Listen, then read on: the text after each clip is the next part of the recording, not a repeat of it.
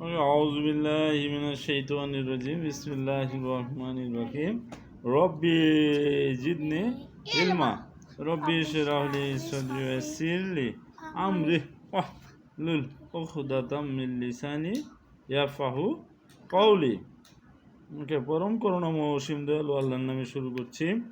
আমরা একটা দুটো ভালো কথাবার্তা বলে নিতে পারি। প্রথমে একটু কি, যেমন কি বলা যায় বলো তো? সুস্থ দেহ, প্রশান্ত মন, কর্মব্যস্ত, সুখী জীবন। আর কি বলা যায়? Minds and body wash together, দেহ এবং মন একসাথে কাজ করে। আর কি বলা যায়? রেগে গেলেন তো হেরে গেলেন। আর কি বলা যায়? আপনি শুরু করুন, বাকিরা বদলাবে এমনিতেই। আর কি বলা যায়? অলস মস্তিষ্ক শয়তানের কারখানা। হ্যাঁ, সুস্থ দেহ, সুস্থ মন, কর্মব্যস্ত, সুখী জীবন। কাজে ব্যস্ত থাকতে হবে, ভালো কাজে, বুঝতে পারছো? নাহলে শয়তানের আন্ডারে চলে যেতে হবে। তাহলে সেরকম একটা ভালো কাজ হলো পড়াশোনা করা। চলো আমরা একটু পড়াশোনা করি। ক্লাস 2, হ্যাঁ, এটা হলো গণিত ক্লাস 2। এটা আমাদের যোগ ও বিয়োগ সংক্রান্ত সমস্যা, যোগ ও বিয়োগ সংক্রান্ত সমস্যা। হ্যাঁ, এটা অধ্যায় কত এরকম কোনো কিছু দেওয়া আছে কি? অধ্যায় কত সমস্যা? এটা হলো 70 পৃষ্ঠা। 70 পৃষ্ঠায় 1 নম্বর অঙ্কটা। হ্যাঁ, সেটা বলো তো। 70 পৃষ্ঠায় 1 নম্বর অঙ্কটা এটা কি? অঙ্কটা আমরা কিভাবে বুঝতে পারি বলো তো, একটু দেখাও। হ্যাঁ, অঙ্কটা হলো এইভাবে আমরা বুঝতে পারি। হ্যাঁ, বলো, তুমি বলো অঙ্কটা আমরা। হ্যাঁ, অঙ্কটা আমরা কিভাবে বুঝতে পারি? হ্যাঁ, এই না, ওইটা দেখো, এই যে এখানে। হ্যাঁ, কিভাবে আমরা বুঝতে পারি এখানে বিষয়টা? এই যে বিষয়টা এখানে দেখো, একটি বিদ্যালয়ে মনে করো 5 জন শিক্ষার্থী ছিল। বছরের শুরুতে ওই বিদ্যালয়ে কি হলো, আরো 2 জন মনে করো শিক্ষার্থী নতুন আসলো। তাহলে অঙ্কটা কি হবে? এখানে 2 জন নতুন আসলে কি হবে? যোগ হয়ে যাবে। 5 আর 2 7। তাহলে অঙ্কটা কিন্তু যোগ হলো প্রথমে আমাদের। এই যে প্রথমটা আর এই যে দ্বিতীয়টা, এই দুটো এখানে যোগ হবে। তারপরে আবার কি, 3 জন শিক্ষার্থী চলে গেল। তাহলে 3 জন শিক্ষার্থী যেহেতু চলে গেল, এখানে আমাদের কিন্তু বিয়োগ হবে অঙ্কটা, তাই না? ওই বিদ্যালয়ে এখন কতজন শিক্ষার্থী আর রইল? তাহলে অঙ্কটা আমরা বুঝতে পারলাম যে প্রথমে যোগ হবে, তারপরে বিয়োগ হবে। ওকে, তারপরে 2 নম্বর অঙ্কটা দেখো। 2 নম্বরের অঙ্কটা বলতেছে, হ্যাঁ, 2 নম্বরের অঙ্কটা কি বলছে দেখো তো। 2 নম্বরের অঙ্কটা বলতেছে যে জুমার 250 টাকা আছে এবং বাবা তাকে আরো মানে না, ওইটা তোমার বলছিলাম যে 5 টাকা। তুমি বলছিলে যে 5 টাকা, তাই না? জুমার 5 টাকা আছে, তার বাবা তাকে আরো 2 টাকা দিল। তাহলে 5 আর 2 60 টাকা হয়ে গেছে। এটা কিন্তু যোগ হলো তাহলে অঙ্কটা, প্রথমটা আর এটা কি হলো? আচ্ছা, এখানে আমরা এইভাবে দুইভাবে চিন্তা করতে পারি। জুমার 5 টাকা আছে, তার বাবা তাকে আরো 2 টাকা দিল, তাহলে 5 আর 2 60 টাকা হয়ে গেল। এভাবে সেম হয়তো চিন্তা করি। এখন জুমার 250 টাকা আছে, তার বাবা তাকে আরো 150 টাকা দিল, তাহলে যোগ হয়ে যাবে এটা। ওকে, তারপরে আবার বলছে, আমরা প্রথম কল্পনাটা যদি করি, প্রথম দেখো জুমার 5 টাকা আছে, তার বাবা তাকে আরো 2 টাকা দিল, তাহলে 60 টাকা হইলো। হ্যাঁ, জুমা তার থেকে 3 টাকা দিয়ে কি করলো? বই কিনে ফেললো। তাহলে 3 টাকা তার আবার খরচ হয়ে গেল। 3 টাকা কি হবে তাহলে? যোগ হবে না বিয়োগ হবে বলো তো? বিয়োগ হবে, রাইট। অর্থাৎ পরেরটা বিয়োগ হবে। হ্যাঁ, আমাদের প্রথমটা কি হবে? প্রথমটা জুমার যে 5 টাকা ছিল, তার বাবা আরো তাকে 2 টাকা দিল, এই প্রথম যোগ হবে। তারপরে জুমা যেহেতু 3 টাকা দিয়ে বই কিনে ফেলছে, তাহলে বিয়োগ হবে। ওকে, ভেরি গুড। তার কাছে আর কত টাকা রইল? বিয়োগ করলে আমরা এই টাকাটা পেয়ে যাব। ওকে, তারপরে দেখো 3 নম্বরের যে অঙ্কটা, সেটা আমাদের কি করতে হবে? 3 নম্বরের অঙ্কটা দেখো, নিয়মটা দেখো। 3 নম্বরের অঙ্কটা হলো দুটি সংখ্যার যোগফল 840, এদের একটি সংখ্যা 527 হলে অপর সংখ্যাটি কত? অপর সংখ্যা 3। হ্যাঁ, হ্যাঁ, দাঁড়াও। একটা আমরা যদি বলি দুটি সংখ্যার যোগফল 8, এদের একটি সংখ্যা যদি 5 হয়, তাহলে আরেকটা সংখ্যা কত? আমরা জানি 5 আর 3 8 হয়। আরেকটা সংখ্যা 3। তাহলে 3 কিভাবে হলো? 8 থেকে 5 কি করলে 3 হয়? বিয়োগ করলে 3 হয়।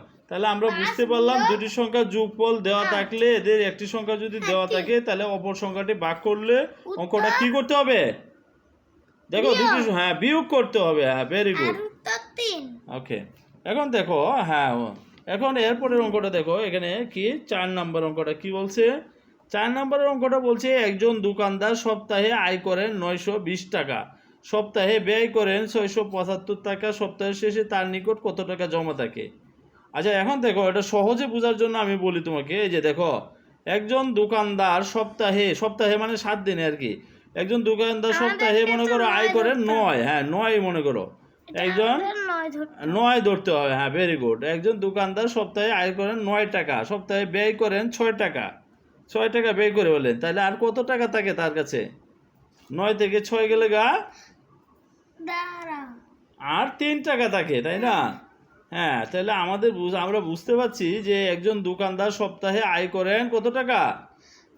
9 টাকা, আর ব্যয় করেন 6 টাকা, তাহলে তার জমা থাকে কত টাকা? আর 3 টাকা তার থাকে খরচ করার পরেও। তাহলে এই অঙ্কটা আমাদের কি করা লাগছে এখানে? এই 9 থেকে 6 আমরা কি করে দিলাম বলো তো? বিয়োগ। অর্থাৎ তাহলে আমরা বুঝতে পারলাম এই অঙ্কটা থেকে, এই প্রথম সংখ্যা থেকে দ্বিতীয় সংখ্যাটা কি হবে? বিয়োগ হবে। হ্যাঁ ভেরি গুড। তারপরে এখানে কি বলছে দেখো, নিচে একটি বিদ্যালয়ে বিগত 3 বছরের শিক্ষার্থী ভর্তির চিত্র দেওয়া হলো। দেখো 3 বছরে কীরকম শিক্ষার্থী ভর্তি হয়েছে। মনে করো প্রথম বছর ভর্তি হয়েছে কয়জন? প্রথম বছর ভর্তি হয়েছে কতজন? মনে করো 1 জন। দ্বিতীয় বছর ভর্তি হয়েছে 5 জন। আচ্ছা এখানে ধরো প্রথম বছর ভর্তি হয়েছে মনে করো 1 জন, দ্বিতীয় বছর ভর্তি হয়েছে 5 জন, এরপর তৃতীয় বছর ভর্তি হয়েছে মনে করো 9 জন। তাহলে সবচেয়ে বেশি ভর্তি হয়েছে কোন বছরে বলো তো? না, তৃতীয় বছরে, রাইট। এই যে দেখো এখানে 1, 5, 9, তাহলে আমরা বুঝতে পারছি 123, 155, 209, অর্থাৎ এই যে লাস্টে যেটা এটাতে, অর্থাৎ তৃতীয় বছরে বেশি ভর্তি হয়েছে। আচ্ছা প্রথম বছরের তুলনায় তৃতীয় বছর কতজন বেশি ভর্তি হয়েছে? অর্থাৎ প্রথম বছরে 1 জন, আর তৃতীয় বছরে 9 জন, তাহলে কতজন বেশি ভর্তি হয়েছে বলো তো? 9 থেকে 1 চলে গেলে কত হয়? 8 হয়। হ্যাঁ 8 জন। তাহলে 9 থেকে 1 আমরা কি করেছি বলো তো? হ্যাঁ 9 থেকে 1 আমরা কি করেছি? বিয়োগ করেছি। তাহলে এই যে 209 থেকে 123 এটা কি হবে? বিয়োগ হবে, রাইট। এরপরে দেখো বর্তমানে বিদ্যালয়ে শিক্ষার্থী সংখ্যা কতজন? তাহলে হ্যাঁ মোট কতজন হবে? দেখো তো, প্রথম বছরে ভর্তি হয়েছে কতজন? 100। এই যে প্রথম বছরে ভর্তি হয়েছে 1 জন, দেখো দ্বিতীয় বছরে ভর্তি হয়েছে 5 জন, আর তৃতীয় বছরে ভর্তি হয়েছে 9 জন। তখন কতজন হবে মোট? 1 আর 5, 6 আর 9, 15 জন। এই অঙ্কটা কি করছি আমরা? এই 3টে সংখ্যা এখানে কি করছি? যোগ। তাহলে মোট কতজন শিক্ষার্থী আছে? তাহলে এই অঙ্কটা আমাদের কি করতে হবে? এখানে যোগ করতে হবে। আচ্ছা দেখো এখানে একটা মজার অঙ্ক আছে, দেখো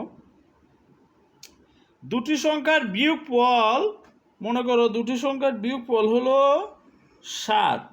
দুটি সংখ্যার বিয়োগফল কত? 7। বড় সংখ্যাটা মনে করো 9।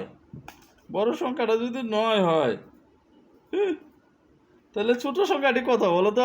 বড় সংখ্যা 9, হ্যাঁ ছোট সংখ্যা, হ্যাঁ দুটি সংখ্যার বিয়োগফল মনে করো 7 আর 9। আমি বুঝছি। হ্যাঁ বলো। 9 থেকে 7। হ্যাঁ হ্যাঁ হ্যাঁ দাঁড়া, 9 বিয়োগ 7। হ্যাঁ হ্যাঁ তো 9 বিয়োগ 7, হ্যাঁ উত্তর 2। 2। হ্যাঁ দুটি সংখ্যার বিয়োগফল হলো 7। হ্যাঁ ভেরি গুড, 2, রাইট। দুটি সংখ্যার বিয়োগফল 7, তোমার কথা সঠিক হয়েছে। তাহলে আমরা অঙ্কটা কি করা লাগবে এখন? দেখো তো, দুটি সংখ্যার বিয়োগফল হলো 7, এর মধ্যে বড় সংখ্যাটা 9, তো ছোট সংখ্যাটি কত? 2। তাহলে এটা আমরা কিভাবে বের করছি? এতটা থেকে বিয়োগ করে। উত্তর তোমার সঠিক হয়েছে। দুটি সংখ্যার বিয়োগফল হলো আমার 7, তো 9 আর 2 এর বিয়োগফল কত? 7ই তো হয়। এর মধ্যে বড় সংখ্যাটি 9, তো ছোট সংখ্যাটি কত? ছোট সংখ্যাটি আমরা 2 পাইছি। 2 কিভাবে পাইলাম? 9 থেকে 7 বিয়োগ করে পাইলাম। তাহলে এটা থেকে আমরা এই বড় সংখ্যাটা থেকে ছোট সংখ্যাটা আমরা এখন কি করে দিলে পাবো? বিয়োগ করে দিলে ছোট সংখ্যাটি পেয়ে পাবো। যাবো। বুঝতে পারছো? Very good. চিত্রে দেখো পাত্রে পানি দেখানো হলো। এই যে প্রথম পাত্র, দ্বিতীয় পাত্র। প্রথম পাত্রে মনে করো প্রথম পাত্রে মনে করো কত গ্লাস বলবো? 2 গ্লাস। প্রথম পাত্রে মনে করো 2 গ্লাস পানি আছে।